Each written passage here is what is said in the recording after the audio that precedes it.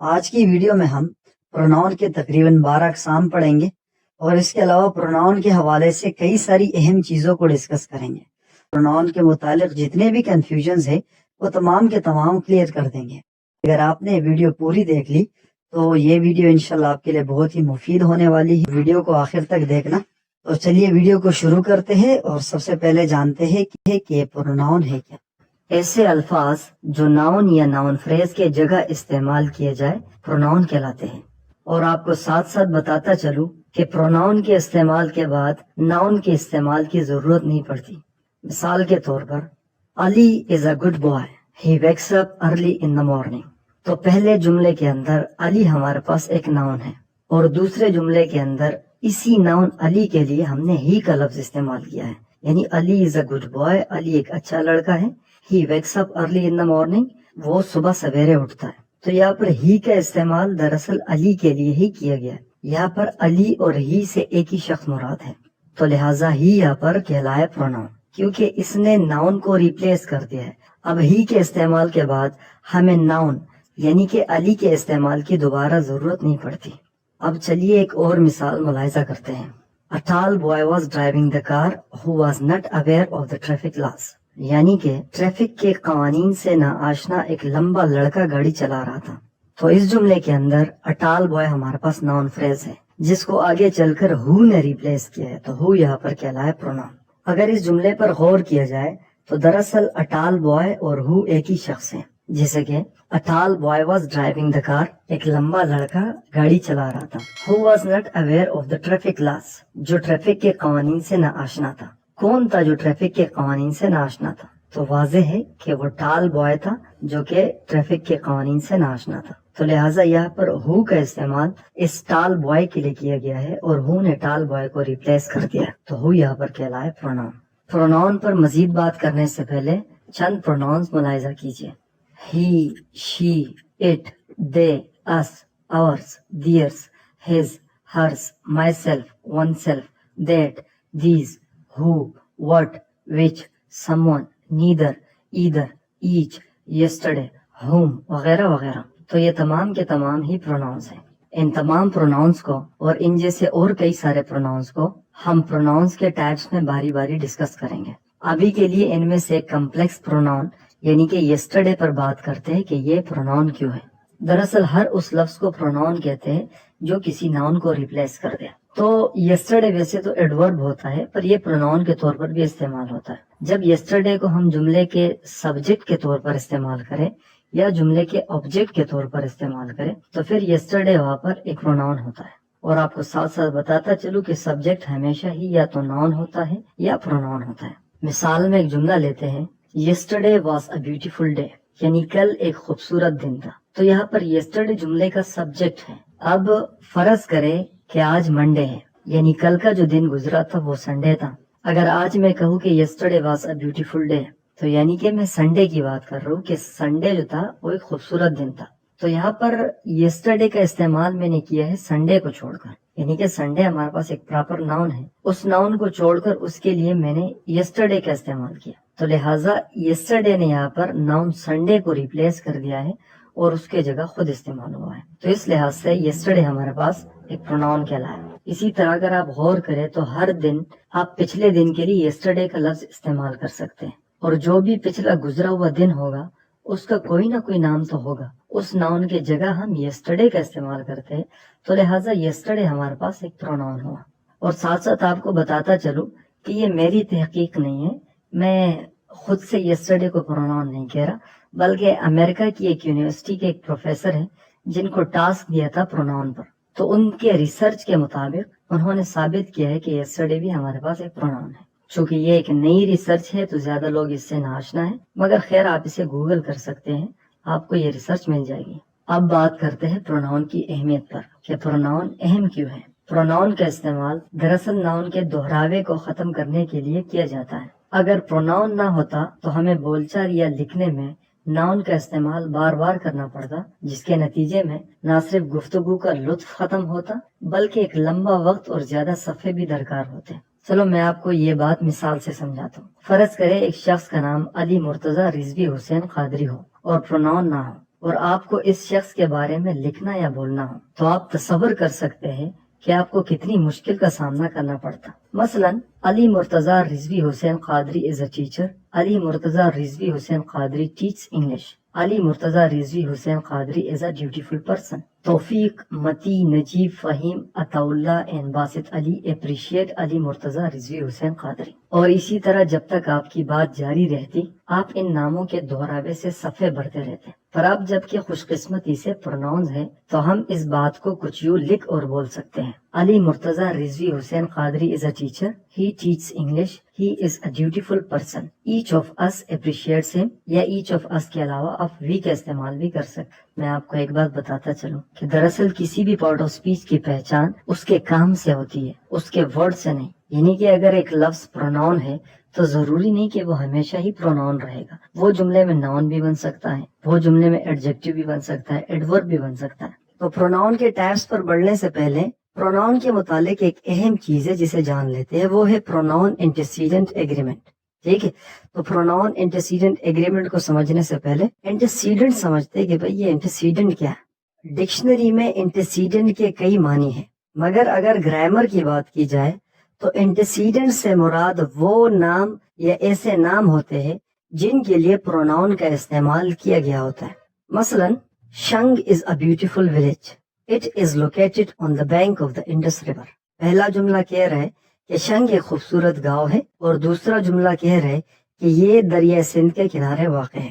تو یہاں پر اس دوسرے جملے میں اٹ ہمارے پاس ایک پروناؤن ہے جس کا استعمال شنگ کے لیے کیا گیا. تو پہلے جملے کے اندر جو شنگ ہے دراصل یہ انٹیسیڈنٹ ہے اٹ کا, یعنی کہ اس شنگ کے لیے اٹ کا استعمال ہوا ہے, تو بس شنگ ہمارے پاس اس اٹ کا انٹیسیڈنٹ ہوا.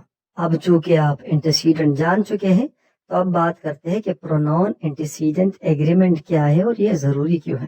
تو دراصل پروناؤن کا اس کے انٹیسیڈنٹ سے مطابقت کو پروناؤن انٹیسیڈنٹ ایگریمنٹ کہتے ہیں. یعنی کہ پروناؤن کو اپنے انٹیسیڈنٹ کے ساتھ جینڈر میں بھی ایگری ہونا چاہیے اور نمبر میں بھی ایگری ہونا چاہیے. مطلب کہ اگر انٹیسیڈنٹ سنگولر ہے تو اس کے لیے سنگولر پروناؤن کا استعمال کیا جائے گا. اگر انٹیسیڈنٹ میسکولن ہے تو اس کے لیے میسکولن پروناؤن کا استعمال کیا جائے. اگر انٹیسیڈنٹ پلورل ہے تو اس کے لیے پلورل پروناؤن کا استعمال کیا جائے گا. تو اسے کہتے ہیں پروناؤن انٹیسیڈنٹ ایگریمنٹ. اگر پہلے جملے کو ہم دوبارہ لیں تو اس جملے کے اندر شنگ اٹ کا انٹیسیڈنٹ ہے اور شنگ ہمارے پاس ایک سنگولر ناؤن ہے, تو اس بنا پر ہم نے اٹ کا استعمال کیا چونکہ اٹ بھی ایک سنگولر پروناؤن ہے. تو لہٰذا شنگ کے ساتھ ہم نے اٹ کا استعمال کیا جو کہ اپنے انٹیسیڈنٹ کے ساتھ مطابقت رکھتا ہے. تو اسی کو کہتے ہیں پروناؤن انٹیسیڈنٹ ایگریمنٹ. چلو اب ایک اور مثال ملاحظہ کرتے ہیں. Ali and Hamza are brothers, they love each other. دوسرے جملے کے اندر جو پہلا ورڈ ہے یہ ہے ہمارے پاس ایک پروناؤن, اور پہلے جملے کے اندر علی اور حمزہ ہمارے پاس ناؤن ہے. چونکہ یہ پراپر ناؤن ہے اور یہ دو نام ہے تو اس لحاظ سے یہ ہمارے پاس ایک پلورل سبجیکٹ کہلایا ہے. تو چونکہ یہ پلورل ہے تو اب انٹیسیڈنٹ ڈیمانڈ کرتا ہے کہ اس کے ساتھ ایک پلورل پروناؤن کا آنا چاہیے. تو حمزہ اینڈ علی آر بردرس, تو آپ اس کے بعد اٹ لو ایچ ادر نہیں کہہ سکتے, ہی لو ایچ ادر نہیں کہہ سکتے, آپ کو دے لو ایچ ادر کہنا ہوگا کیونکہ پلورل انٹیسیڈنٹ ہے تو اس کے ساتھ پلورل پروناؤن کا آنا ضروری ہے. اسی طرح جب کسی لڑکی کا نام آتا ہے تو ہم اس کے ساتھ شی کا استعمال کرتے ہیں جو کہ جینڈر میں مطابقت دکھاتا ہے. اگر ایک لڑکے کا ذکر ہوتا ہے تو ہم اس کے ساتھ ہی کا استعمال کرتے ہیں جو کہ جینڈر کی مطابقت دکھاتا ہے. اگر زیادہ لوگوں کا ذکر ہوتا ہے اور اس میں آپ بھی شامل ہو تو ہم وی کا استعمال کرتے ہیں, اور زیادہ لوگوں کا ذکر ہو اور آپ شامل نہ ہو تو ہم دے کا استعمال کرتے ہیں. تو دراصل یہ گرامر کا ایک بنیادی اصول ہے کہ انٹیسیڈنٹ اور اس کے پروناؤن کی ایگریمنٹ ہونا ضروری ہے. اگر ایک انٹیسیڈنٹ کے ساتھ اس کی پروناؤن کی مطابقت نہ ہو تو جملہ گرامیٹیکلی درست نہیں ہوگا. تو میں امید کرتا ہوں کہ آپ کو پروناؤن انٹیسیڈنٹ ایگریمنٹ سمجھ میں آ گیا ہوگا.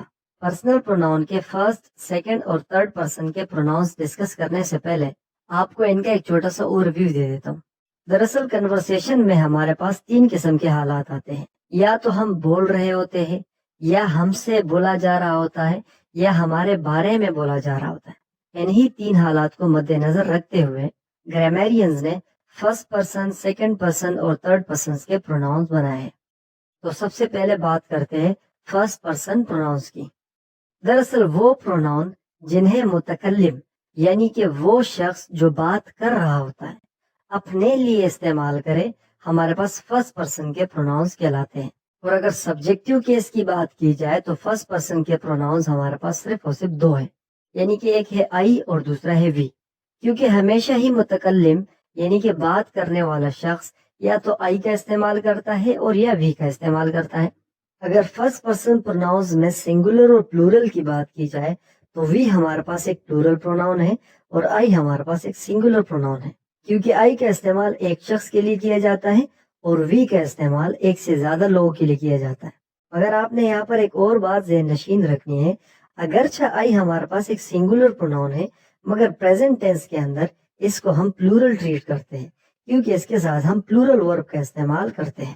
مثال کے طور پر I have to go، تو یہاں پر آئی کے ساتھ میں نے have کا استعمال کیا ہے اور آپ جانتے ہوں گے کہ have کا استعمال ہمیشہ ہی پلورل سبجیکٹ کے ساتھ کیا جاتا ہے. اب بات کرتے ہیں سیکنڈ پرسن پروناؤنس کی. وہ پروناؤن جسے بات کرنے والا شخص اس شخص یا ان اشخاص کے لیے استعمال کرتا ہے جس سے وہ بات کر رہا ہوتا ہے. پرسنل پروناؤن میں سیکنڈ پرسن کا پروناؤن ہمارے پاس یو ہے. یہاں پر آپ نے ایک بات اور ذہن نشین رکھنی ہے کہ یو ہمارے پاس سنگولر بھی ہے اور پلورل بھی ہے، یعنی کہ یو کا استعمال ہم ایک شخص کے لیے بھی کرتے ہیں اور ایک سے زیادہ لوگوں کے لیے بھی کرتے ہیں. مطلب کہ آپ جن سے بات کر رہے ہو وہ اگر 1,00,000 ہو یا وہ ایک شخص ہو، فرق نہیں پڑتا، آپ وہاں پر بس یو کا استعمال کریں گے. اب بات کرتے ہیں تھرڈ پرسن پروناؤنس کی. تو وہ پروناؤنس جن کے متعلق بات کی جا رہی ہو تھرڈ پرسن کے پروناؤنس کہلاتے ہیں. میں آپ کو پھر سے ریوائز کر دوں کہ فرسٹ پرسن کے پروناؤنس وہ پروناؤن ہوتے ہیں جو بات کر رہے ہو، اور سیکنڈ پرسن کا پروناؤن وہ پروناؤن ہوتا ہے جس سے بات کی جا رہی ہو، اور تھرڈ پرسن پروناؤنس وہ پروناؤنس ہوتے ہیں جن کے متعلق بات کی جا رہی ہو. پرسنل پروناؤنس میں تھرڈ پرسن کے پروناؤن ہی، شی، اٹ اور دے ہیں. یہاں پر ہی، شی اور اٹ ہمارے پاس تھرڈ پرسن میں سنگولر پروناؤنس ہیں اور دے ہمارے پاس ایک پلورل پروناؤن ہے کیونکہ دے کا استعمال ایک سے زیادہ لوگوں یا چیزوں کے لیے کیا جاتا ہے. یہاں پر ساتھ ساتھ میں آپ کو ایک اور بات بتاتا چلوں، بیشتر لوگوں نے اسکول میں پڑھ رکھا ہوگا کہ تھرڈ پرسن کا پروناؤن غائب ہوتا ہے، مگر میں آپ کو بتاتا چلوں کہ تھرڈ پرسن پروناؤن کے لیے شخص کا غائب ہونا ضروری نہیں. ضروری یہ ہے کہ اس سے بات نہیں کی جا رہی ہو، اس کے متعلق بات کی جا رہی ہو. مثال کے طور پر ہم دو لوگ آپ سے ملتے ہیں، میں میرے ساتھ آئے شخص کا آپ سے تعارف کرتا ہوں، تو میں باوجود اس کے کہ وہ شخص حاضر ہے پھر بھی اس کے لیے ہی یا شی کا استعمال کروں گا. جیسے کہ meat my friend Ali, he is a doctor. اگرچہ جب یہ بات میں کر رہا ہوں گا اس وقت علی موجود بھی ہوگا اور ہماری گفتگو بھی سن رہا ہوگا، مگر پھر بھی میں اس کے لیے ہی کا لفظ استعمال کروں گا کیونکہ علی کے متعلق بات ہو رہی ہے، اس سے بات نہیں ہو رہی. تو لہٰذا آپ نے یہ بات یاد رکھنی ہے کہ تھرڈ پرسن کے متعلق بات کی جاتی ہے، اس سے بات نہیں کی جاتی. اور تھرڈ پرسن کا حاضر یا غائب ہونا ضروری نہیں، وہ حاضر بھی ہو سکتا ہے اور غائب بھی ہو سکتا ہے. ضروری نہیں کہ جملے میں ہمیشہ ہی ایک پروناؤن کا استعمال کرنا پڑے. بعض اوقات جملے میں بیک وقت مختلف پرسنز کے پروناؤنس کا استعمال کرنا پڑ جاتا ہے. اس صورت میں کس پروناؤن کا استعمال پہلے اور کس کا بعد میں کیا جائے، اسی کو آرڈر آف پروناؤنس کہتے ہیں. یعنی کہ آپ کو جب بھی مختلف پرسنز کے پروناؤنس کا ذکر کرنا ہوگا تو آپ نے ایک پراپر آرڈر فالو کرنی ہوگی. اگر آپ اس آرڈر کو فالو نہیں کرو گے تو آپ کا جملہ گرامیٹیکلی درست نہیں ہوگا. تو چلیے اب اس آرڈر کو سیکھتے ہیں کہ ہم نے کون سا پروناؤن پہلے رکھنا ہے اور کون سا پروناؤن بعد میں رکھنا ہے. جب کسی جملے میں کوئی اچھی بات بیان کرنی ہو تو سب سے پہلے سیکنڈ پرسن کے پروناؤن کو اور اس کے بعد تھرڈ پرسن کے پروناؤن اور آخر میں فرسٹ پرسن کے پروناؤن کا استعمال ہوتا ہے. مثلا you, he and I are friends.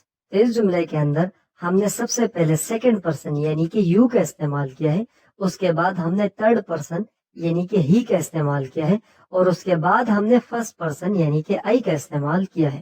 اگر آپ اس آرڈر میں کوئی تبدیلی کر دے تو آپ کا جملہ گرامیٹیکلی غلط ہو جائے گا. یعنی کہ آپ I, you and he are friends نہیں کہہ سکتے، I, you and he are friends بالکل غلط ہے. لیکن جب کسی جملے میں بری بات بیان کرنی ہو تو سب سے پہلے فرسٹ پرسن پروناؤن اور اس کے بعد سیکنڈ پرسن پروناؤن اور آخر میں تھرڈ پرسن پروناؤنس کا استعمال ہوتا ہے. مثلا I, you and he lost the match.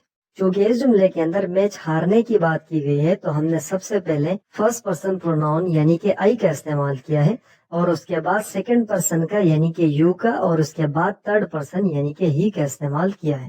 اگر آپ بگنر ہیں یعنی کہ آپ گرامر سیکھنے میں نئے ہیں تو میں آپ کو سجیسٹ کروں گا کہ آپ پہلے والے آرڈر کو ہی فالو کریں۔ جب تک آپ کی پکڑ گرامر پر مضبوط نہیں ہو جاتی تب تک آپ اپنے جملوں میں سب سے پہلے سیکنڈ پرسن کو رکھیں، اس کے بعد تھرڈ پرسن کے پروناؤن کو رکھیں، اور اس کے بعد فرسٹ پرسن کے پروناؤن کو رکھیں، کیونکہ یہ ترتیب سب سے عام ترتیب ہے۔ موسٹلی آپ کو اسی ترتیب میں جملے ملیں گے۔ کیسز اور پروناؤن کے سمجھنے سے پہلے کیس کو سمجھ لیتے ہیں کہ کیس کسے کہتے ہیں۔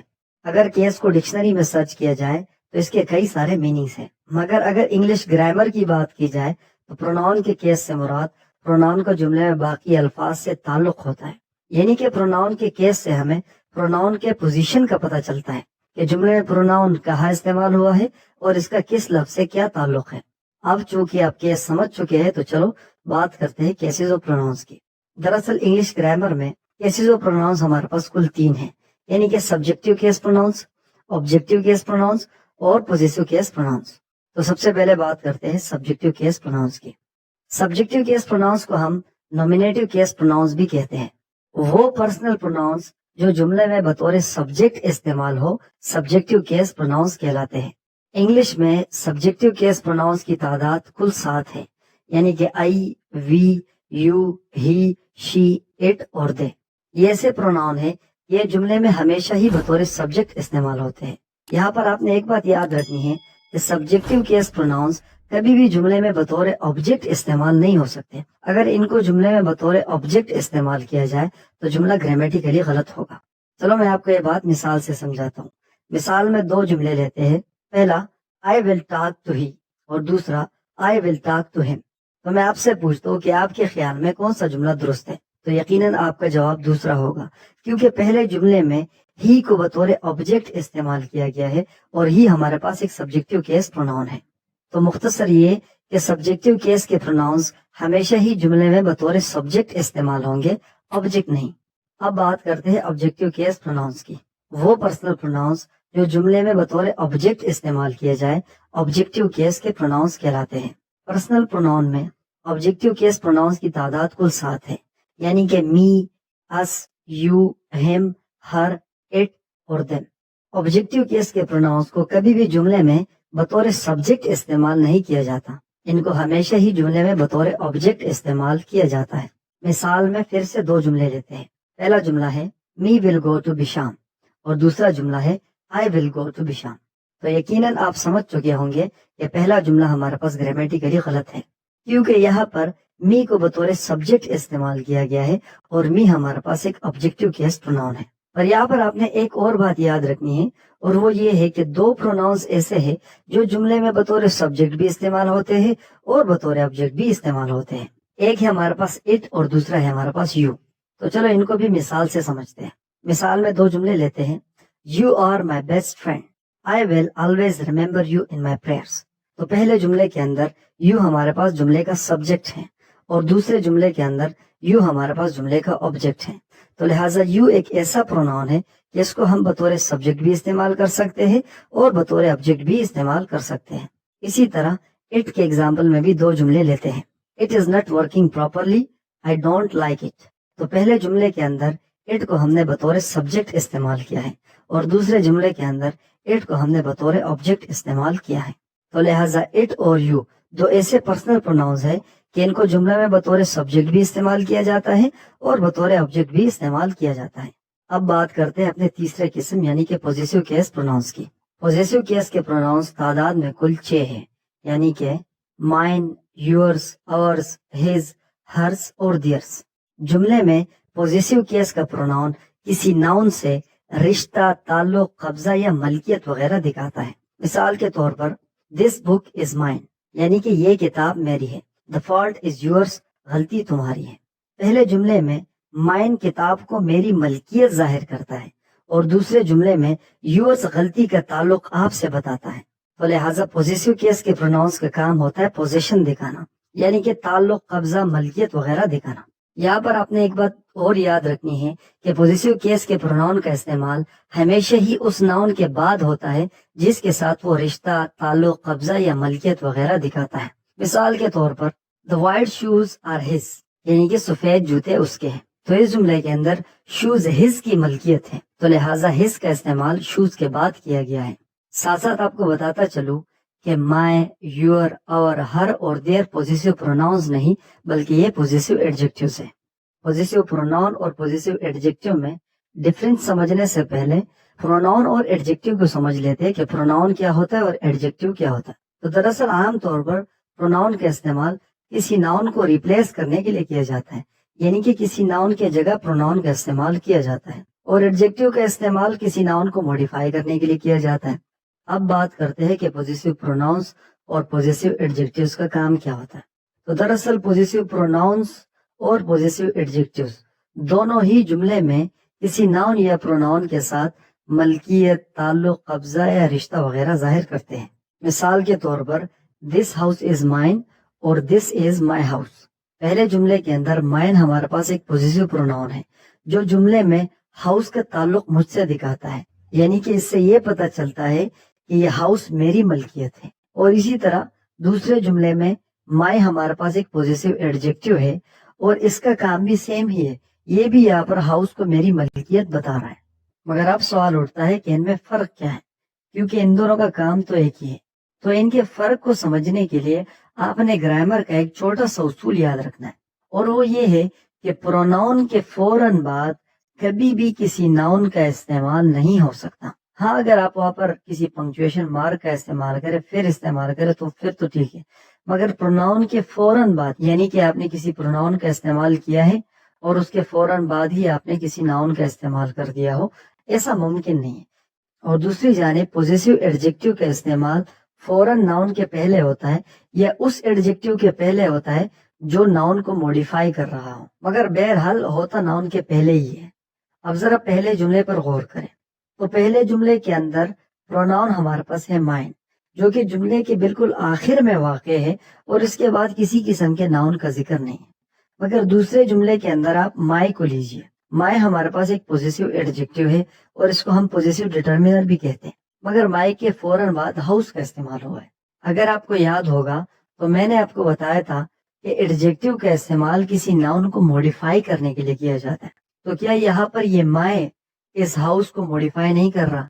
बिल्कुल कर रहा है। तो लिहाजा इस लिहाज से ये हमारे पास एक एडजेक्टिव कहलाए, क्योंकि एडजेक्टिव का काम होता है किसी नाउन को मॉडिफाई करना, प्रोनाउन का नहीं। अब चलो यहाँ पर इस एडजेक्टिव को हटाकर किसी दूसरे एडजेक्टिव को लगाकर फिर देखते हैं कि क्या जुमला अब भी मीनिंगफुल है कि नहीं। तो हम लिख लेते हैं दिस इज अ हाउस। तो अब यहाँ पर मैंने माई को हटाकर अ लगा दिया है, मगर जुमला अब भी मीनिंगफुल है क्योंकि एक एडजेक्टिव की जगह हमने दूसरे एडजेक्टिव का इस्तेमाल किया है। हाँ, जुमले के मीनिंग में तब्दीली आ गई है, मगर ग्रामेटिकली जुमला अब भी दुरुस्त है। पहले जुमले का मतलब है कि ये घर मेरा है और दूसरे जुमले का मतलब है कि ये एक घर है। अब इसी फॉर्मूले को पहले जुमले पर ट्राई करते हैं।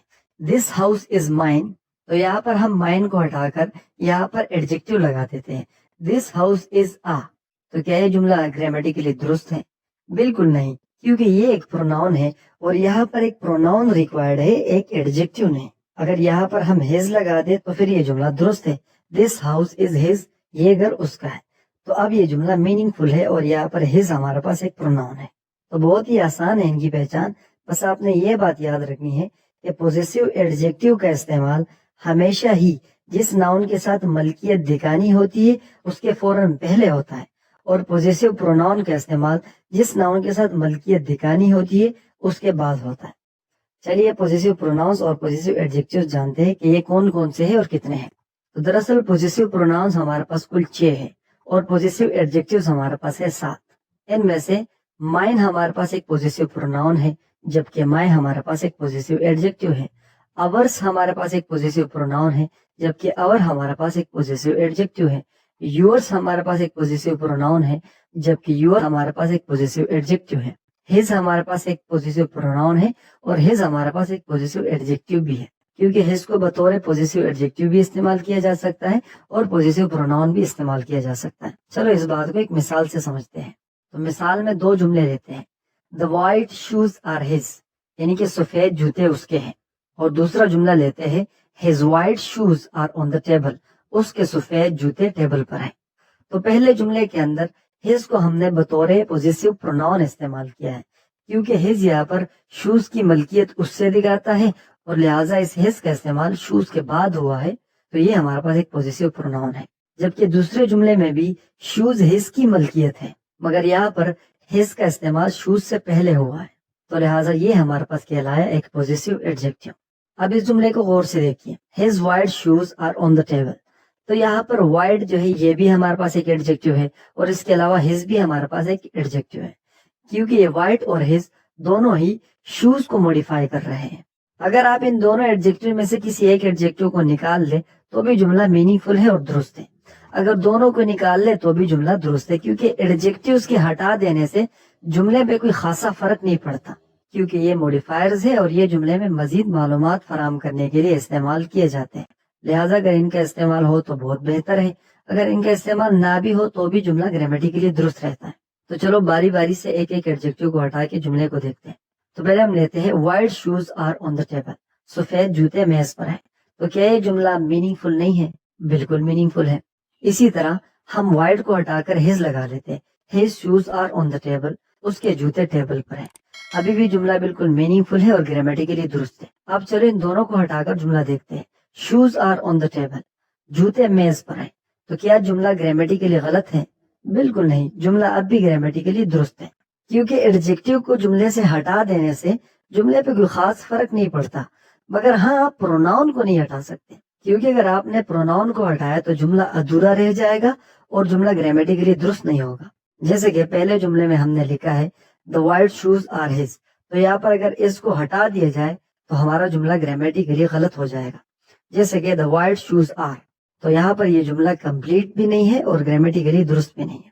تو لہٰذا پوزیسو ایڈجیکٹو اور پوزیسو پروناؤن کے اندر ایک فرق یہ بھی ہے کہ پوزیسو ایڈجیکٹو کو اگر ہم جملے سے نکال بھی دیں تو جملہ پھر بھی درست رہتا ہے اور اگر پوزیسو پروناؤن کو جملے سے نکال دیا جائے تو جملہ گرامیٹیکلی غلط ہو جاتا ہے. چلو اب آگے بڑھتے ہیں. ہرس ہمارے پاس ایک پوزیسو پروناؤن ہے اور ہر ہمارے پاس ایک پوزیسو ایڈجیکٹو ہے. دیئرس ہمارے پاس ایک پوزیسو پروناؤن ہے اور دیئر ہمارے پاس ایک پوزیسو ایڈجیکٹو ہے. اور اس کے علاوہ جو ساتواں پوزیسو ایڈجیکٹو ہے وہ ہے اٹس. تو لہٰذا یہ 6 ہمارے پاس پوزیسو پروناؤنز ہیں اور یہ 7 ہمارے پاس پوزیسو ایڈجیکٹوز ہیں. ریفلیکسو پروناؤنز ہوتے کیا ہیں؟ ورب کے وہ آبجیکٹس جن کا اثر ان کے سبجیکٹ پر ریفلیکٹ کرتا ہے ریفلیکسو پروناؤنز کہلاتے ہیں. ریفلیکسو پروناؤنز دراصل پرسنل پروناؤنز سے بنتے ہیں اس لیے ان کو کمپاؤنڈ پرسنل پروناؤنز بھی کہتے ہیں. انگلش گرامر میں ریفلیکسو پروناؤنز کی تعداد کل 9 ہے جن میں سے 6 سنگولر ہے یعنی کہ yourself, itself, oneself, myself, herself and himself. اور 3 ریفلیکسو پروناؤنز پلورل ہیں جیسے کہ yourselves, ourselves and themselves. ویسے اگر پرسنل پروناؤن کی بات کی جائے تو یو سنگولر بھی یو ہے اور پلورل بھی یو ہے مگر ریفلیکسو پروناؤن میں پھر اس کی پہچان ہو جاتی ہے. سنگولر میں یور سیلف ہے اور پلورل میں یور سیلفز ہے. آپ یہاں پر یہ بات نوٹ کر رہے ہوں گے کہ جتنے بھی پلورل ریفلیکسو پروناؤنز ہیں ان کے آخر میں سیلفز لگا ہوا ہے اور جتنے بھی سنگولر ہے ان کے آخر میں سیلف لگا ہوا ہے. تو سنگولر ریفلیکسو پروناؤنز کے آخر میں سیلف لگتا ہے اور پلورل ریفلیکسو پروناؤنز کے آخر میں سیلفز لگتا ہے. ریفلیکسو پروناؤنز کے ایگزامپلس پر بڑھنے سے پہلے میں آپ کو ایک بار پھر سے بتاتا چلوں, جب جملے کا سبجیکٹ اور آبجیکٹ سیم ہو تو ریفلیکسو پروناؤن کا استعمال کیا جاتا ہے کیونکہ ریفلیکسو پروناؤنز دراصل سبجیکٹ پر ہی اثر انداز ہوتے ہیں. ایگزامپل لیتے ہیں he cut himself with a knife. تو اس جملے کے اندر ہی ہمارے پاس سبجیکٹ ہے, کٹ یہاں پر مین ورب ہے, himself یہاں پر آبجیکٹ ہے اور with a knife ہمارے پاس ایک ایڈوربل کمپلیمنٹ ہے. تو اگر غور کیا جائے تو اس جملے کے اندر ہی اور himself ایک ہی شخص ہے اور himself سے ہمیں پتہ چلتا ہے کہ ورب کٹ کا اثر اصل میں ہی پر ہی پڑا ہے. ہی کٹ, اس نے کاٹا. کسے کاٹا؟ himself, خود کو کاٹا. تو یہاں پر سبجیکٹ اور آبجیکٹ ایک ہی شخص ہے اور himself سے ہمیں سبجیکٹ کا اثر آبجیکٹ پر دوبارہ پڑتے ہوئے دکھتا ہے. ایک اور ایگزامپل لیتے ہیں I hurt myself. I hurt, میں نے چوٹ پہنچائی. کس کو چوٹ پہنچائی؟ myself, خود کو چوٹ پہنچائی. تو اس جملے کے اندر سبجیکٹ اور آبجیکٹ ایک ہی شخص ہے اور سبجیکٹ کے ورب کا اثر دراصل سبجیکٹ پر واپس پڑتا ہے. اسی لیے ان کو ہم ریفلیکسو پروناؤنس کہتے ہیں. اگر آپ نے میری آبجیکٹ اور کمپلیمنٹ کی ویڈیو دیکھی ہوگی تو وہاں پر میں نے آپ کو بتایا تھا کہ جب بھی سبجیکٹ اور آبجیکٹ ایک شخص ہو تو آبجیکٹ وہاں پر آبجیکٹ نہیں بلکہ کمپلیمنٹ ہوگا. مگر آپ کو میں بتاتا چلوں کہ ریفلیکسو پروناؤنس دراصل ایکسیپشن ہے. ریفلیکسو پروناؤن کمپلیمنٹ نہیں بلکہ آبجیکٹ کہلائے گا. اور اس کی ایک اہم وجہ یہ ہے کہ جب بھی سبجیکٹ اور آبجیکٹ ایک شخص ہوتے ہیں تو وہاں پر لنکنگ ورب کا استعمال ہوتا ہے. مگر جب ریفلیکسو پروناؤن کا استعمال ہوتا ہے تو جملے میں لنکنگ ورب کا استعمال نہیں بلکہ ایک ایکشن ورب کا استعمال ہوتا ہے. اب بات کرتے ہیں ایمفیٹک پروناؤنس کی. دکھنے کے لحاظ سے ایمفیٹک پروناؤنس اور ریفلیکسو پروناؤنس دونوں ایک ہی ہے مگر ان دونوں کا کام مختلف ہے. ریفلیکسو پروناؤن کا کام ہوتا ہے ورب کا آبجیکٹ بن کر آنا یا کسی پریپوزیشن کا آبجیکٹ بن کر آنا. مگر ایمفیٹک پروناؤن کا استعمال دراصل سبجیکٹ کو ایمفیسس کرنے کے لیے کیا جاتا ہے. یعنی کہ جملے کے سبجیکٹ پر زور دیا جاتا ہے کہ یہ کام سبجیکٹ نے خود کیا. چلو اس کی ایک ایگزامپل لیتے ہیں.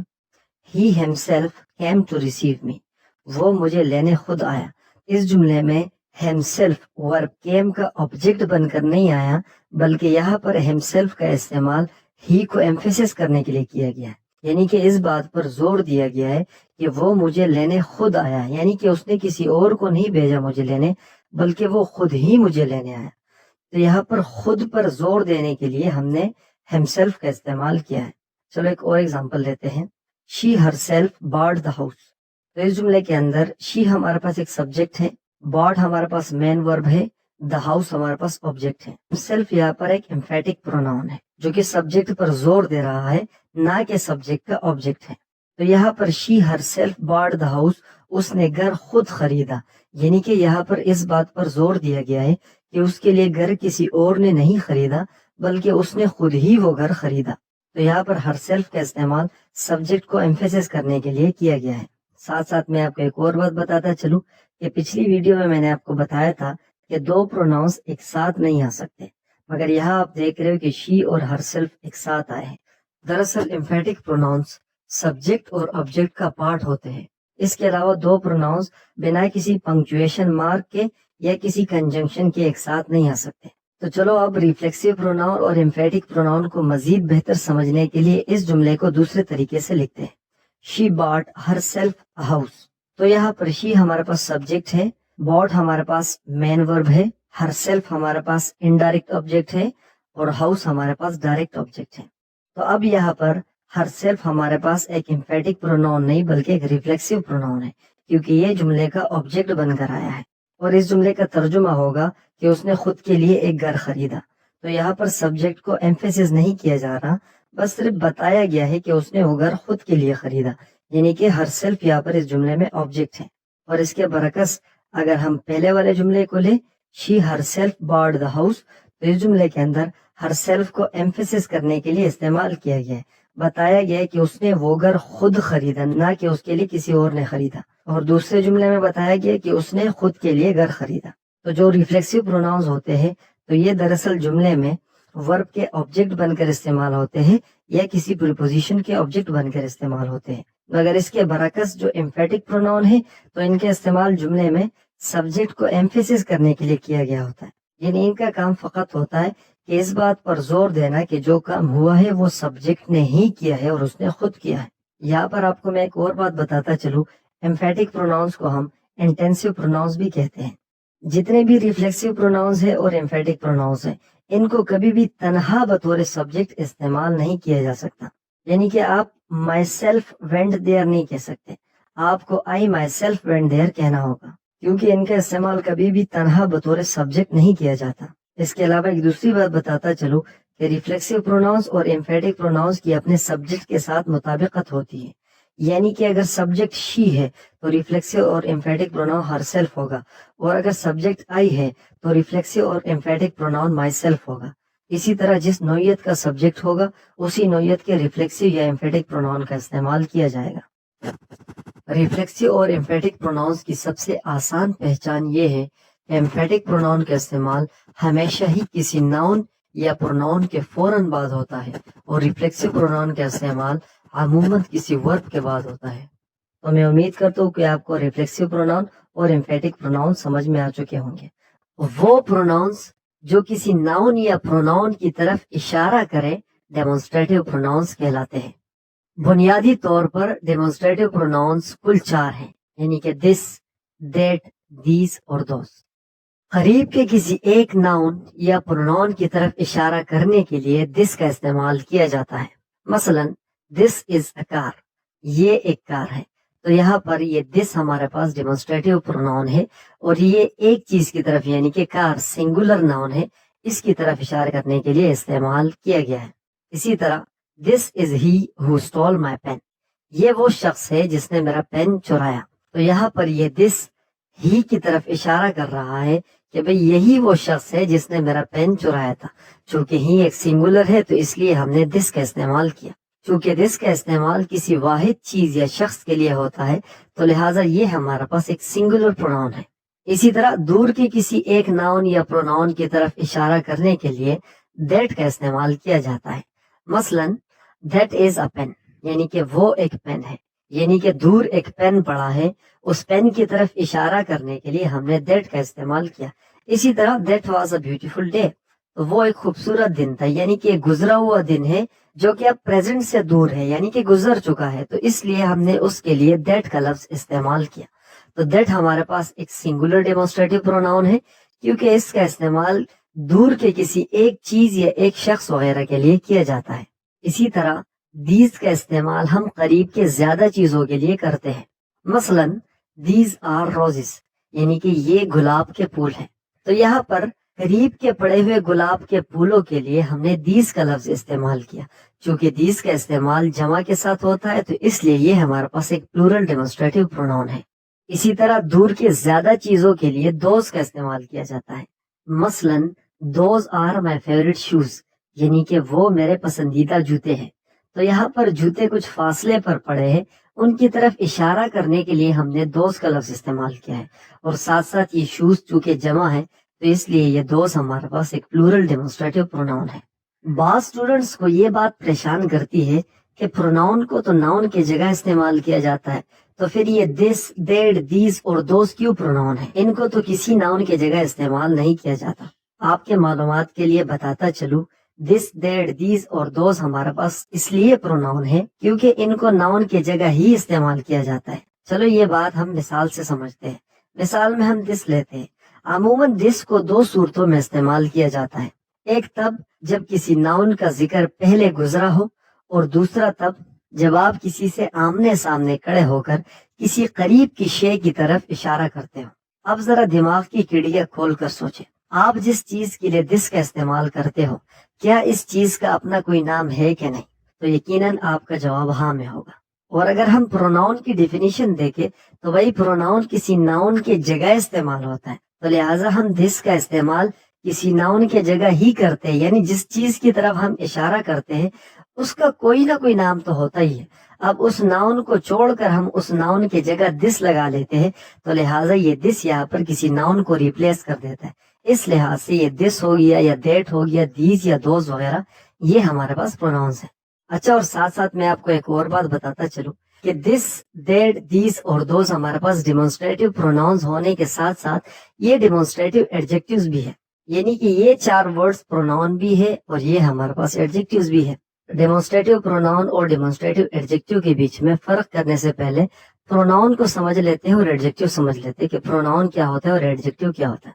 تو دراصل پروناؤن کا کام ہوتا ہے کسی ناؤن کو ریپلیس کرنا، یعنی کہ کسی ناؤن کے جگہ استعمال ہونا، اور ایڈجیکٹیو کا کام ہوتا ہے کسی ناؤن کو موڈیفائی کرنا، یعنی کہ ایڈجیکٹیو ہمیں کسی ناؤن کے متعلق مزید معلومات فراہم کرتا ہے.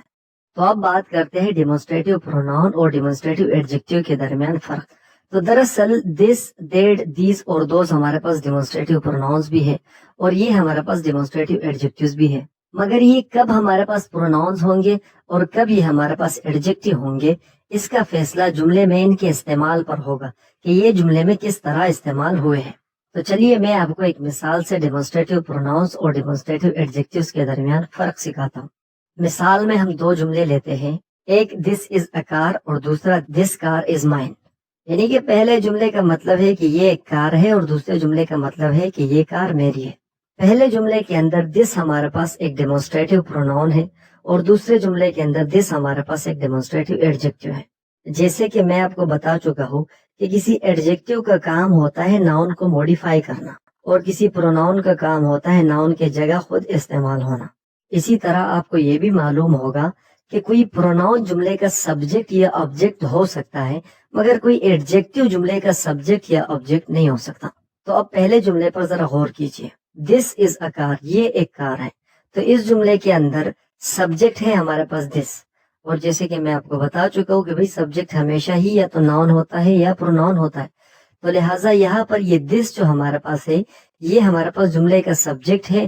تو لہٰذا ناؤن تو یہ ہے نہیں، کہ یہ ناؤن نہیں ہے تو پھر یہ پروناؤن ہی ہو سکتا ہے، کیونکہ سبجیکٹ ہمیشہ ہی یا تو ناؤن ہو سکتا ہے یا پروناؤن ہو سکتا ہے. اور دوسرے جملے کے اندر کار ہمارے پاس سبجیکٹ ہے اور کار سے پہلے استعمال شدہ دس دراصل اس کار کی وضاحت کر رہا ہے، یعنی کہ اس کار کو اسپیسیفائی کر رہا ہے کہ دس کار از مائن، کہ بھائی یہ والی جو گاڑی ہے یہ میری ہے.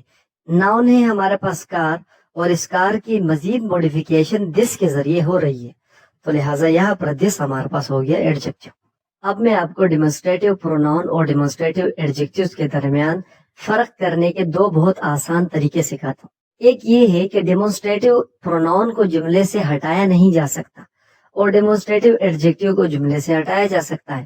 اگر ڈیمونسٹریٹو پروناؤن کو جملے سے ہٹا دے تو جملہ میننگ فل نہیں رہتا، اور اگر ڈیمونسٹریٹو ایڈجیکٹو کو جملے سے ہٹا دے تو جملہ پھر بھی میننگ فل رہتا ہے. پہلے جملے کو لیجئے، دس از اے کار. اگر یہاں پر ہم دس کو ہٹا دے تو پیچھے بچ جاتا ہے از اے کار. تو کیا از اے کار ایک میننگ فل کمپوزیشن ہے؟ بالکل نہیں. لہٰذا یہاں پر یہ دس ریکوائرڈ ہے. اسی طرح دوسرے جملے سے دس ہٹا کر دیکھتے ہیں. اگر ہم دوسرے جملے سے دس ہٹا دیں تو بچ جاتا ہے کار از مائن، یعنی کہ گاڑی میری ہے. دس کو ہٹانے کے بعد بھی کمپوزیشن میننگ فل ہے. اور دوسری اس کی آسان پہچان یہ ہے کہ کبھی بھی کسی پروناؤن کے فوراً بعد کسی ناؤن کا استعمال نہیں ہو سکتا، اور ایڈجیکٹو کے فوراً بعد عموماً ہی کسی ناؤن کا استعمال کیا جاتا ہے. تو پہلے جملے کے اندر ہمارے پاس دس کے بعد از یعنی کہ ایک لنکنگ ورب کا استعمال ہوا ہے، اور دوسرے جملے کے اندر دس کے بعد ہمارے پاس کار کا استعمال ہوا ہے. اگر یہ دس پروناؤن ہے تو پھر اس کا کار سے فوراً پہلے آنا ناممکن ہے، کیونکہ کبھی بھی پروناؤن اور ناؤن بنا کسی پنکچویشن مارک یا کنجنکشن کے ایک ساتھ نہیں آ سکتے. تو لہٰذا جو سب سے آسان پہچان ہے وہ یہ ہے کہ پروناؤن کے بعد عموماً کسی ورب کا استعمال ہوتا ہے اور ایڈجیکٹو کے بعد عموماً کسی ناؤن کا استعمال ہوتا ہے. ہم ریسیپروکل پروناؤن کی بات کریں گے. تو چلیے سب سے پہلے ریسیپروکل پروناؤن کی ڈیفینیشن سمجھ لیتے ہیں کہ ریسیپروکل پروناؤن ہوتے کیا. ایک ایسا پروناؤن جو دو یا دو سے زیادہ لوگوں یا چیزوں وغیرہ کے درمیان باہمی عمل کو ظاہر کرے ریسیپروکل پروناؤن کہلاتا ہے. مثال کے طور پر they are talking to one another، یعنی کہ وہ ایک دوسرے سے بات کر رہے ہیں. تو یہاں پر one another سے ہمیں پتہ چلتا ہے کہ دو یا دو سے زیادہ لوگوں کے درمیان باہمی بات چیت ہو رہی ہے، یعنی کہ ایک باہمی عمل ہو رہا ہے، اور اس جملے کے اندر وہ باہمی عمل بات چیت کا ہے. تو لہٰذا یہاں پر one another ہمارے پاس ریسیپروکل پروناؤن ہے. اسی طرح ایک اور مثال ملاحظہ کیجیے، Heer and Ranjha were in love with each other. Heer اور رانجھا ایک دوسرے سے محبت کرتے تھے. تو اس جملے کے اندر ایچ ادر سے ہمیں باہمی یعنی کہ دو طرفہ محبت کا پتہ چلتا ہے، یعنی کہ ہیر اور رانجھا کے درمیان جو باہمی عمل تھا وہ تھا لو کا. تو لہٰذا اس جملے کے اندر ایچ ادر ہمارے پاس ایک ریسیپروکل پروناؤن ہے. انگلش میں دراصل ریسیپروکل پروناؤن صرف دو ہے، ایک ہے ایچ ادر اور دوسرا ہے ون ان ادر. تو چلیے اب ایچ ادر اور ون ان ادر کے درمیان فرق سیکھتے ہیں کہ ایچ ادر کا استعمال کب کریں گے اور ون ان ادر کا استعمال کب کریں گے. تو دراصل ایچ ادر اور ون ان ادر کے اندر گرامر دانوں کا شروع سے ہی ایک کنفلکٹ چلا رہا ہے. بعض گرامیرین کہتے ہیں کہ ایچ ادر کا استعمال تب کیا جائے گا جب دو لوگوں کی بات کی جائے، اور بعض کہتے ہیں نہیں، کہ جب دو لوگوں کی باہمی عمل کی بات کی جائے گی تو ون ان ادر کا استعمال کیا جائے گا. تو لہٰذا آپ اس بات کو اپنی خوشخبری بھی سمجھ سکتے ہیں کہ آپ ون ان ادر اور ایچ ادر کا استعمال کہیں بھی کر سکتے ہیں، خواہ دو لوگ ہو یا دو سے زیادہ لوگ ہو، کیونکہ مختلف گرامر دانوں کے نزدیک ان کے متعلق مختلف آرائے ہیں. تو لہٰذا آپ اس بات سے فائدہ اٹھا سکتے ہیں. مگر پھر بھی میں آپ کو یہ بتانا ضروری سمجھتا ہوں کہ ان میں اکثریت کس طرف ہے. تو بیشتر گرامر دانوں کے مطابق ون ان ادر کا استعمال تب ہوتا ہے جب دو سے زیادہ لوگوں کی بات کی جائے، اور ایچ ادر کا استعمال تب ہوتا ہے جب دو لوگوں کی بات کی جائے. مگر آپ ان کا استعمال ان سے الٹ بھی کر سکتے ہیں اور وہ بھی درست ہے. مگر یہ جو میں نے آپ کو بھی بتایا دراصل بیشتر گرامر دانوں کا یہی خیال ہے. تو چلیے اب ریسیپروکل پروناؤنس کی کچھ مزید مثالیں لی جائے. 5 boys were competing with one another. یعنی کہ 5 لڑکے ایک دوسرے سے مقابلہ کر رہے تھے. تو یہاں پر ون انادر سے ہمیں باہمی تعامل کا پتہ چلتا ہے کہ 5 لڑکوں کے درمیان کوئی باہمی عمل ہو رہا تھا. یعنی کہ جو عمل ہو رہا تھا, جو ایکشن ہو رہا تھا, تو وہ دراصل مشترکہ طور پر تھا, باہمی تھا, یعنی کہ سب کے بیچ میں تھا. اسی طرح 2 of the brothers are playing with each other. یعنی کہ بہت سارے بھائی ہیں, ان میں سے 2 بھائی ایک ساتھ کھیل رہے ہیں. تو یہاں پر ایچ ادر سے ہمیں پتہ چلتا ہے کہ وہ دونوں ایک دوسرے کے ساتھ کھیل رہے ہیں, یعنی کہ کھیلنے کا عمل ان دونوں کے درمیان باہمی ہو رہا ہے. اسی طرح they talked to each other. انہوں نے ایک دوسرے سے بات کی. مگر آپ کو میں ایک بار پھر بتاتا چلوں کہ اگر آپ نے they talked to each other کے بجائے they talked to one another کا استعمال کیا تو بھی یہ درست ہے, غلط نہیں. وہ پروناؤن جو کسی غیر واضح نام کے جگہ استعمال ہو انڈیفینٹ پروناؤن کہلاتا ہے. ان پروناؤن سے ہمیں واضح پتہ نہیں چلتا کہ بات کس کی ہو رہی ہے. اس پروناؤن کی ڈیفینیشن اس کے نام میں ہی مضمر ہے. لفظ انڈیفینٹ کا مطلب ہوتا ہے غیر واضح, یعنی کہ تمام ایسے پروناؤنس جو کسی غیر واضح نام کی جگہ استعمال ہو انڈیفینٹ پروناؤنس کہلاتے ہیں. نہیں سمجھے آپ؟ چلو میں آپ کو مثال سے سمجھاتا ہوں. مثال میں ایک جملہ لیتے ہیں, I saw someone. میں نے کسی کو دیکھا. تو یہاں پر someone ہمارے پاس ایک انڈیفینٹ پروناؤن ہے جو کسی غیر واضح شخص کی طرف اشارہ کرتا ہے. تو کیا آپ مجھے بتا سکتے ہو کہ میں نے کس کو دیکھا؟ ہرگز نہیں, کیونکہ میں نے یہاں پر someone کا استعمال کیا جو کہ ایک انڈیفینٹ پروناؤن ہے. I saw someone, میں نے کسی کو دیکھا. میں نے کس کو دیکھا, وہ کون تھا, وہ کیسا تھا, اس بارے میں کوئی معلومات نہیں ہے, بس فقط بتایا گیا ہے کہ میں نے کسی کو دیکھا. تو یہاں پر someone ہمارے پاس ایک انڈیفینٹ پروناؤن ہے جس سے اس کے اینٹیسیڈنٹ کا پتہ نہیں چلتا, یعنی کہ اس سے یہ پتہ نہیں چلتا کہ یہ پروناؤن کس کے لیے استعمال کیا گیا. چلیے ایک اور مثال لیتے ہیں. somebody call the police. کوئی پولیس کو بلاؤ. تو اس جملے کے اندر somebody ہمارے پاس ایک انڈیفینٹ پروناؤن ہے. somebody call the police, کوئی پولیس کو بلاؤ. کون پولیس کو بلائے؟ پولیس کو بلانے والا کون ہوگا, یہ بات غیر واضح ہے, اس لیے یہ somebody ہمارے پاس یہاں پر ایک انڈیفینٹ پروناؤن کہلاتا ہے. چلیے ایک اور مثال لیتے ہیں. many were injured. کئی زخمی تھے. تو اس جملے کے اندر many ہمارے پاس انڈیفینٹ پروناؤن ہے, کیونکہ many سے ہمیں یہ پتہ نہیں چلتا کہ کون کون زخمی تھا اور کتنے لوگ زخمی تھے. دراصل انڈیفینٹ پروناؤن کا استعمال ہم تب کرتے ہیں جب ہمیں سبجیکٹ یا آبجیکٹ کے متعلق پوری معلومات نہ ہو, یعنی کہ جب ہم نہیں جانتے کہ سبجیکٹ یا آبجیکٹ کون ہے, کتنے لوگ ہیں وغیرہ. اب چونکہ آپ انڈیفینٹ پروناؤنس کے کانسیپٹ کو جان چکے ہو تو چلیے کچھ مزید انڈیفینٹ پروناؤنس کو جانتے ہیں. someone, somebody اور many کے علاوہ ہمارے پاس something, anything, everything, all, each, none, any, few, many, nobody, some, one, enough, no one وغیرہ بھی ہمارے پاس انڈیفینٹ پروناؤنس ہیں, کیونکہ ان کا استعمال بھی بیشتر انہی اوقات میں کیا جاتا ہے جب ہمیں سبجیکٹ یا آبجیکٹ کے متعلق پوری معلومات نہیں ہوتی. یہاں پر آپ نے ایک اور بات بھی ذہن نشین رکھنی ہے کہ کسی بھی پروناؤن کے فوراً بعد کسی ناؤن کا استعمال نہیں ہوتا. جب بھی کسی انڈیفینٹ پروناؤن کے فوراً بعد کسی ناؤن کا استعمال ہو تو اس صورت میں وہ انڈیفینٹ پروناؤن نہیں بلکہ وہ انڈیفینٹ ایڈجیکٹیو کہلائے گا. مثال کے طور پر all the guests are well. سارے مہمان ٹھیک ہیں. تو اس جملے کے اندر all ہمارے پاس انڈیفینٹ ایڈجیکٹیو ہے, انڈیفینٹ پروناؤن نہیں, کیونکہ پروناؤن تقریباً ہمیشہ ہی یا تو جملے کا سبجیکٹ ہوتا ہے یا جملے کا آبجیکٹ ہوتا ہے. اس جملے کے اندر گیسٹ ہمارے پاس سبجیکٹ ہے اور یہ آل یہاں پر ایک موڈیفائر ہے جو کہ اس ناؤن گیسٹ کی مقدار بتا رہا ہے, اور جو بھی ورڈ کسی ناؤن کے متعلق معلومات فراہم کرے وہ ایڈجیکٹیو کہلاتا ہے.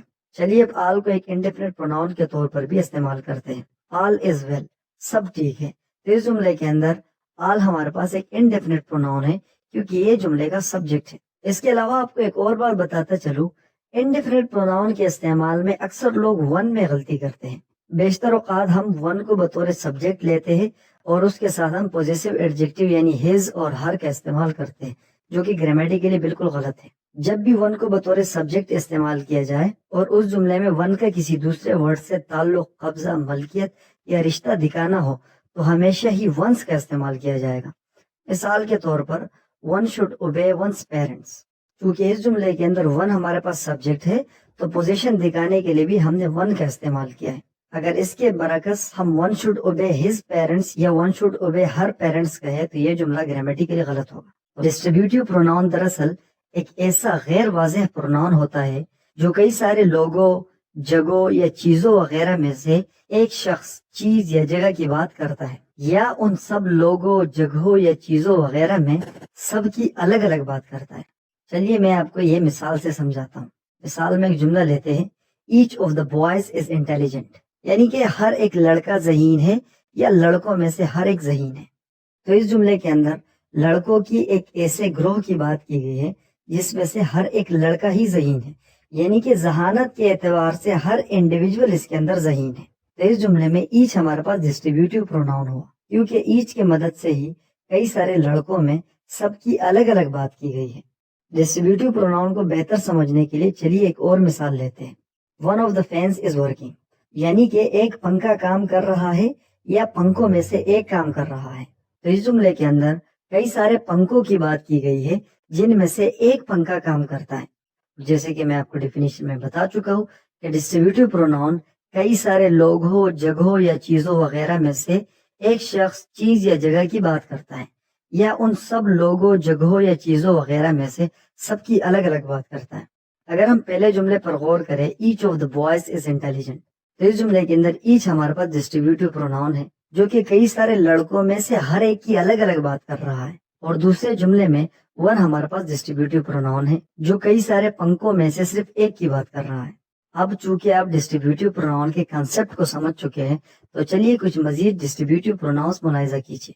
ایوری ون، نن، ایدر، نیدر، آل، سم ون، ون اور ایچ وغیرہ تمام ہی ڈسٹریبیوٹیو پروناؤنس ہیں۔ ساتھ ساتھ آپ کو بتاتا چلوں کہ اس ورڈ کو ہم ایدر اور آئدر دونوں پڑھ سکتے ہیں، اور اسی طرح اس دوسرے ورڈ کو نیدر اور نائدر دونوں پڑھ سکتے ہیں۔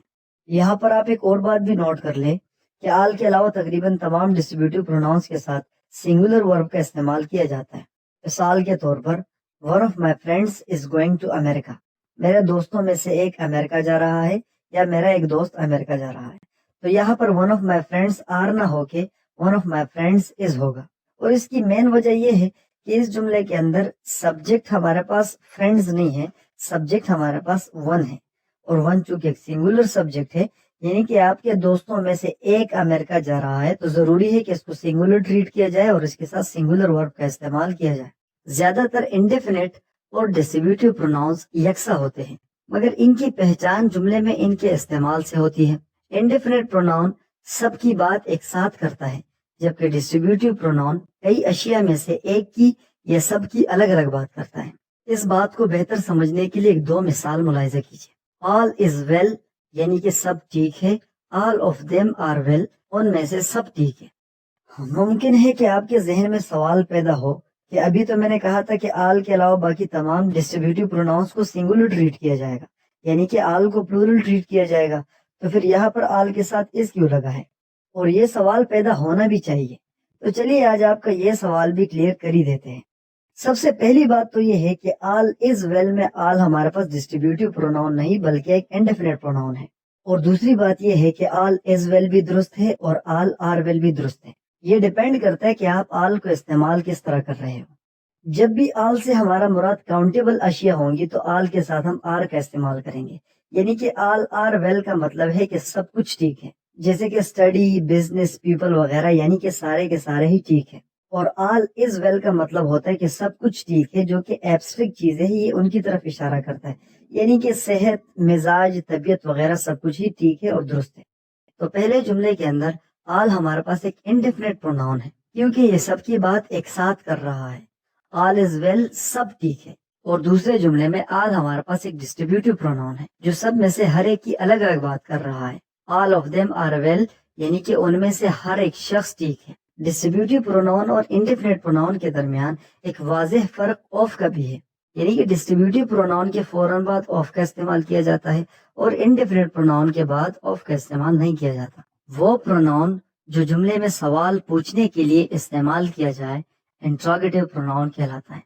انگلش میں انٹراگیٹو پروناؤنس کی تعداد کل 5 ہیں، یعنی کہ ہو، وچ، وٹ، ہوم اور ہوز۔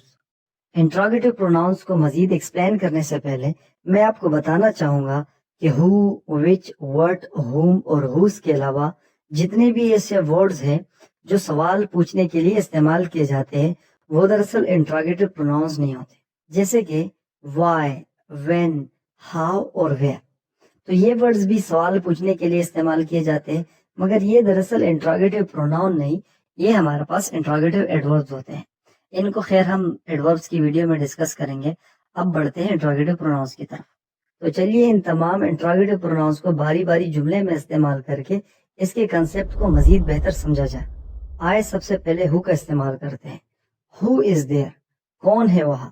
تو اس جملے کے اندر ہو ہمارے پاس ایک انٹراگیٹو پروناؤن ہے جو کہ جملے میں سوال پوچھنے کے لیے استعمال کیا گیا. اب شاید آپ سوچ رہے ہو کہ ہو کیوں پروناؤن ہے، کیونکہ پروناؤن تو کسی ناؤن کو ریپلیس کرتا ہے، یعنی کہ کسی ناؤن کی جگہ استعمال ہوتا ہے، اور ہو تو کسی ناؤن کی جگہ استعمال نہیں ہوا، تو پھر یہ پروناؤن کیوں ہے. تو میں آپ کو بتانا چاہوں گا کہ ہو دراصل اسی لیے پروناؤن ہے کیونکہ اس نے کسی ناؤن کو ریپلیس کیا ہے. اب اس جملے کو غور سے دیکھیے. ہو از دیئر، کون ہے وہاں. تو جو بھی شخص وہاں کھڑا ہے اس کا کوئی نہ کوئی نام تو ہوگا. اس نام کو چھوڑ کر میں نے اس کے لیے ہو کا لفظ استعمال کیا. تو اس لحاظ سے ہو نے یہاں پر ایک ناؤن کو ریپلیس کر دیا ہے. اگرچہ وہ نام میں جانتا نہیں مگر پھر بھی اس کا کوئی نہ کوئی نام ہے، مگر اس نام کو نہ جاننے کی وجہ سے میں نے وہاں پر ہو کا لفظ استعمال کیا، یعنی کہ ہو نے کسی ناؤن کو ریپلیس کیا.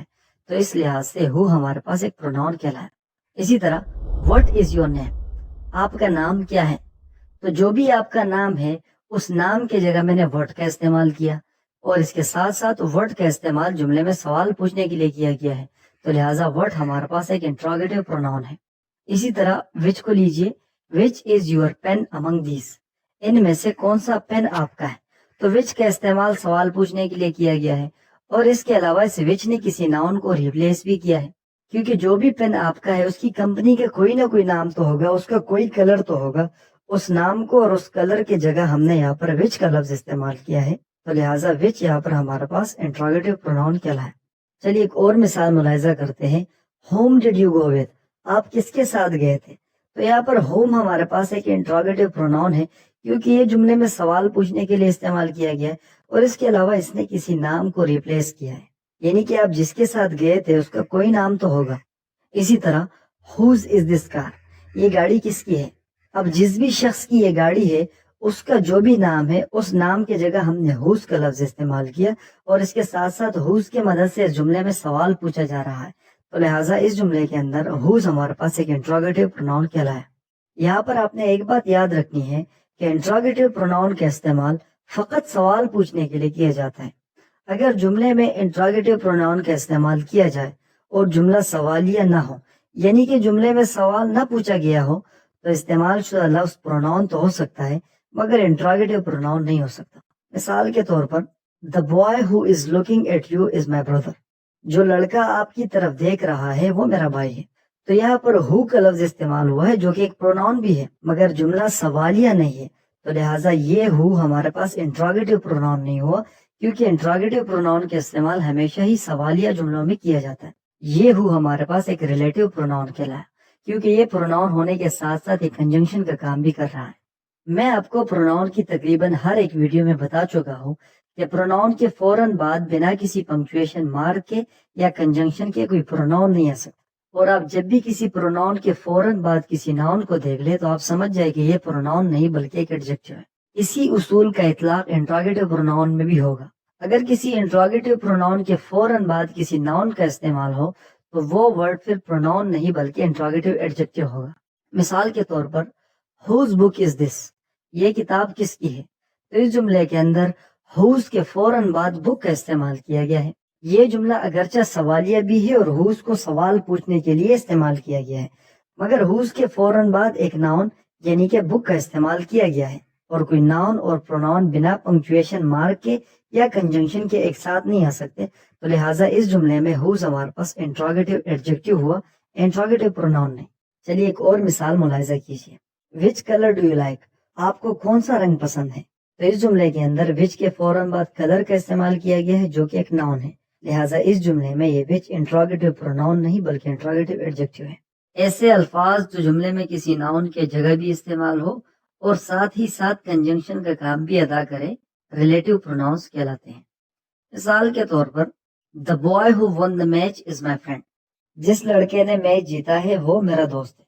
تو اس جملے کے اندر ہو ہمارے پاس ایک ریلیٹو پروناؤن ہے اور اس کا استعمال ہم نے دا بوائے کے لیے کیا، یعنی کہ بوائے اس کا انٹیسیڈنٹ ہے.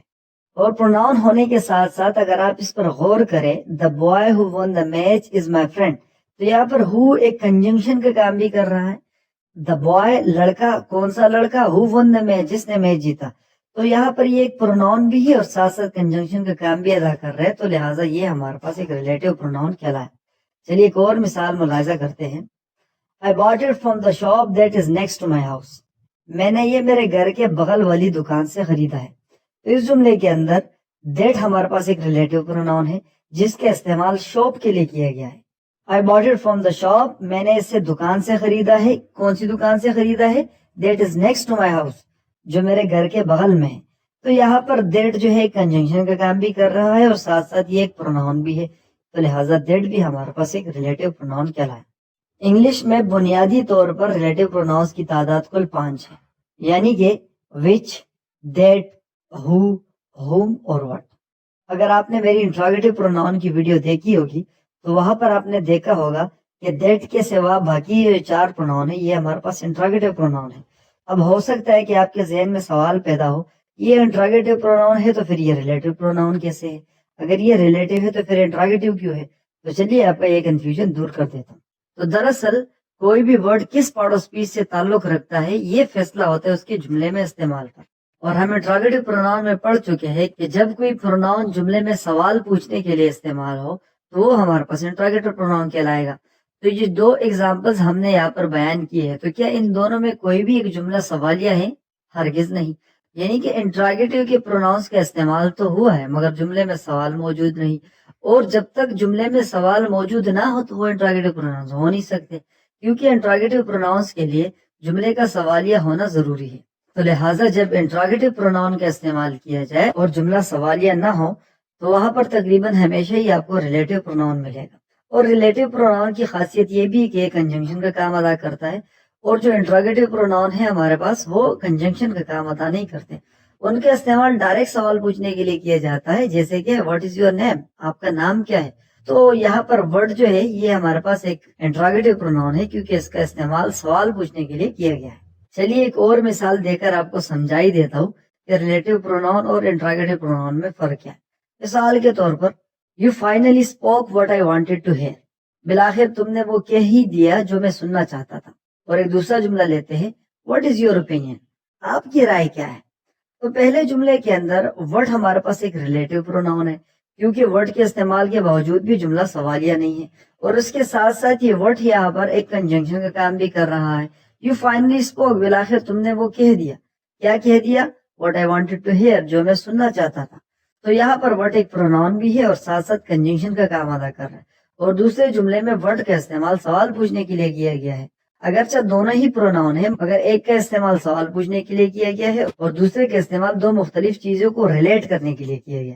تو لہٰذا یہ جو پہلا جملہ ہے اس کے اندر وٹ ہمارے پاس ایک ریلیٹو پروناؤن ہے اور دوسرے جملے کے اندر وٹ ہمارے پاس ایک انٹراگیٹو پروناؤن ہے جو کہ سیدھا سیدھا سوال پوچھنے کے لیے استعمال کیا گیا ہے. کا استعمال ہم لوگوں کے لیے کرتے ہیں اور تقریباً ہمیشہ ہی اس کا استعمال ورب کے سبجیکٹ کے طور پر کیا جاتا ہے.